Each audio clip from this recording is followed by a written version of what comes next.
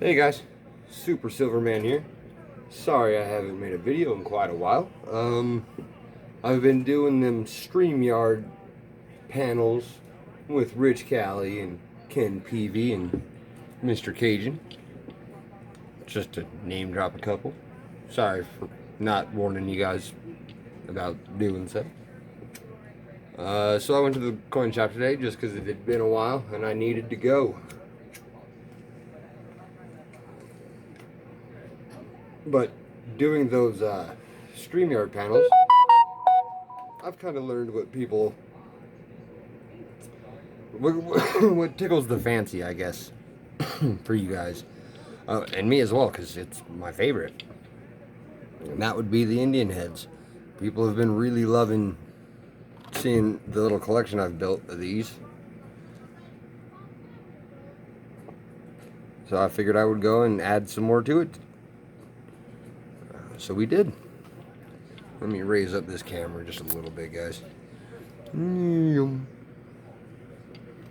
That's all we needed. Yeah, I can fit my hand into there. Perfect.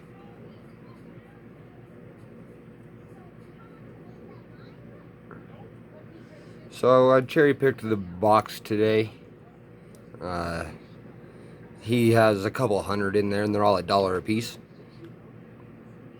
So with enough patience, you can actually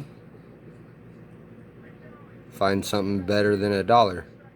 So we got Liberty at least a little bit, and we got some feathers with some detail. Oh, shenanigans. I know I should have 2 gloves on, but I can't function without the dexterity of my left hand, guys.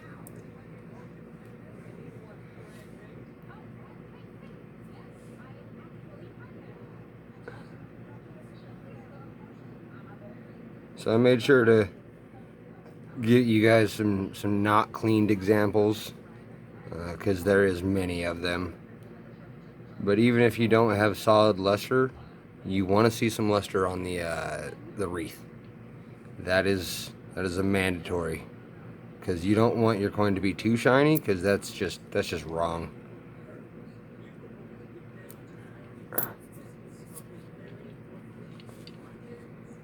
So this one's actually in pretty good shape. Not much in the fields. But the reason I went through the whole box is because I didn't have one of these in the book, and it's not a key date by any means. This here, 1891. So it was bugging me. It was bugging me that I couldn't find it in 4 or 5 trips to a few places going through their box. So I went back to the place that I go whenever I'm having a struggle, which, to name drop them just because I really do enjoy the place, it's going to be Erie Gold and Silver. And Levi is the owner. He's actually a younger fella, my age, so around 30. Super friendly, super cool to talk to, got a good attitude behind him. Will help you with anything you need. And he does not care about errors and varieties in any way. So unless it's a key date, he does not sift. He does not search. He does not care. And I'm positive of that. And then he only has one other employee who's an older gentleman that's there often. And he also doesn't do too much in the variety game. But cool dude. Great to talk to. If you're in Colorado, here's your directions. But I know there's I got a few followers who are Coloradans, and then a few who are pretty close. And that's actually worth going on a bit of a drive, because his selection is high. For such a tiny little shop, you might be able to fit 4 people in there comfortably, and even that would be a hassle. So I brought $64 in twos to the shop today. So that's how much I spent. And when I rang up my final count, it was 63 on the button. So I went in, and one of his boxes had V-nickels that were $1 a piece, and I dug around until I found this one. It was the only one in the box that had Liberty or any hair detail, and especially without looking like it was being cleaned. And that is kind of hard to tell with these ones because they all just get kind of flat. But there's certain things that you can tell. Like the sharpness of the lettering is huge for me, because it kind of softens them up when they're cleaned, I've noticed.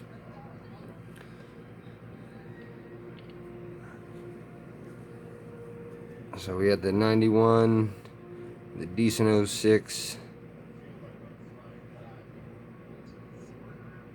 Oh, and I got some of the higher quality dated, 98s and such, because I need to work on my snow varieties. So I grabbed a few, and you're allowed to look at with a loop in there. He actually provides you with a 7, a 10, and a 16 power loop if you so choose. He does not care. He pulls up a little chair, brings you a light, and you kind of sit on your own side of the itty bitty shop, and he comes over once in a while and asks you if he needs you to look, or if you need him to look for anything. So this is not the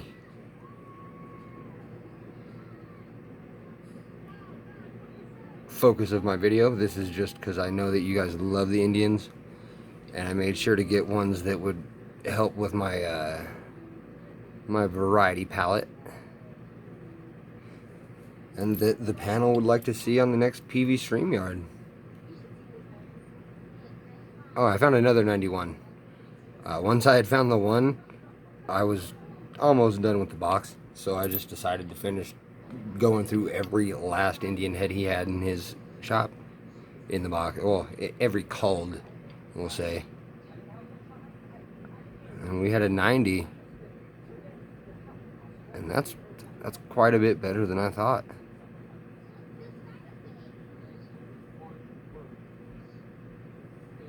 I didn't notice that we actually had Liberty or them feathers when I was in the shop. I just saw the 90 and was like, yep, if I was hunting for a 91, I bet you my book could use a good looking 90. So 98, that was the 95. 98, there's my 91, 90, an 88, and then another 91, but this one is actually a much better quality, so that'll be the book filler. And then I thought I had cherry picked me a variety, but I didn't spend enough time, or I put the wrong one back. Who knows? Either way, I'm not disappointed with it. I think it was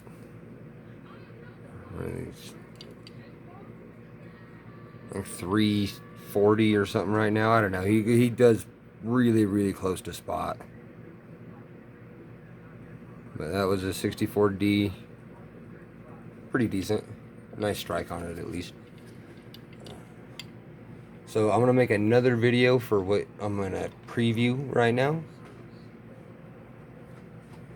So this has a legit price tag of $265, which I actually believe somebody paid at one point in time for this roll. I didn't get the full roll just because I didn't have that much cash on me. And as I said, I only brought my $64. This was just my tube filler. I wanted to not let them bounce around because I was really worried about that. And we're going to do that very carefully. And I'm going to put on another glove, because I do not want to touch these in any way. So we're actually going to get out the corrected glove, I think, because I really don't want to be touching these. I'm letting the anticipation build, I know. And then I'm going to cut it out for another video. Why? Because I'm an a-hole.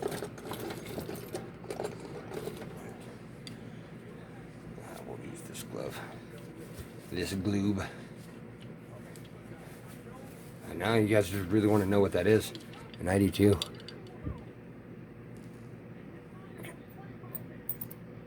Stop doing that.